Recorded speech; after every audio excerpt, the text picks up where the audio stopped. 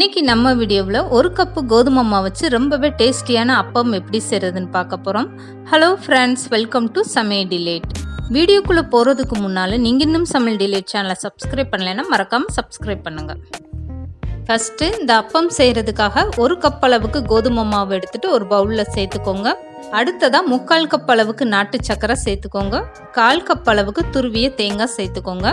இந்த அப்பத்துக்கு ஒரு வாழைப்பழம் இந்த மாதிரி நல்லா மசிச்சுட்டு சேர்த்துக்கோங்க. பெரிய வாழைப்பழமாக இருந்தால் பாதி மட்டுமே சேர்த்துக்கோங்க. இது கூடவே 1/4 ஸ்பூன் அளவுக்கு ஏலக்காவும் சுக்கும் சேர்ந்த பொடி சேர்த்துக்கோங்க. ஒரு பிஞ்ச் அளவுக்கு உப்பும் சேர்த்துட்டு 1/4 ஸ்பூன் அளவுக்கு ஆப்ப சோடா சேர்த்துக்கோங்க. இது எல்லாமே சேர்த்துட்டு ஃபஸ்ட்டு மிக்ஸ் பண்ணி விட்டுருங்க. தண்ணி எதுவுமே சேர்க்க வேணாம். இதுக்கப்புறம் இந்த மாவில் கொஞ்சம் கொஞ்சமாக தண்ணி சேர்த்துட்டு நல்லா கெட்டிகள் எதுவுமே இல்லாத அளவுக்கு மிக்ஸ் பண்ணி விட்டுருங்க. இந்த அப்பத்துக்கு அளவுன்னு பார்த்தீங்கன்னா ஒரு கப் அளவுக்கு நீங்கள் கோதுமை மாவு எடுத்தீங்கன்னா 3/4 கப் அளவுக்கு நாட்டு சக்கரை சேர்த்துக்கோங்க. 1/4 கப் அளவுக்கு தேங்காய் சேர்த்துக்கோங்க. இந்த அப்பத்தில் தேங்காய் வாழைப்பழம்லாம் சேர்த்து செய்யும்போது டேஸ்ட்டு ரொம்பவே சூப்பராக இருக்கும்.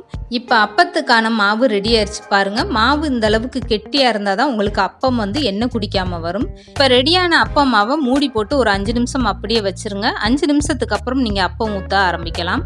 இப்போ ஒரு குழிக்கரண்டியில் மாவு எடுத்துட்டு சூடான எண்ணெயில் இந்த மாதிரி கொஞ்சம் கொஞ்சமாக அப்பம் ஊற்ற ஆரம்பிங்க. ஊற்றுனதுமே உங்களுக்கு அப்பம் மேலே புஸ்ஸுன்னு எலும்பி வர ஆரம்பிச்சிடும். அப்பம் ஊற்றுனதுமே நீங்கள் கரண்டி போட வேணாம். மேலே எலும்பி வந்ததுக்கப்புறம் கரண்டி போட்டு 2 பக்கம் நல்லா செவந்ததுக்கப்புறம் அப்பத்தை வெளியே எடுத்துருங்க. இப்போ பாருங்கள் எந்த அளவுக்கு அப்பம் நல்லா புஸ்ஸுன்னு மேலே எலும்பி வந்திருக்கு. அதே நேரம் கலரும் நல்லாவே மாறி ரொம்பவே சூப்பராக அப்பம் ரெடி ஆயிடுச்சு பாருங்கள். கண்டிப்பாக அந்த கோதுமை மாவு அப்பம் நீங்களும் உங்கள் வீட்டில் ட்ரை பண்ணி பாருங்கள். இந்த வீடியோ பிடிச்சிருந்தா லைக் பண்ணுங்கள், ஷேர் பண்ணுங்கள், மறக்காமல் சமையல் டிலேட் சேனலை சப்ஸ்கிரைப் பண்ணுங்கள்.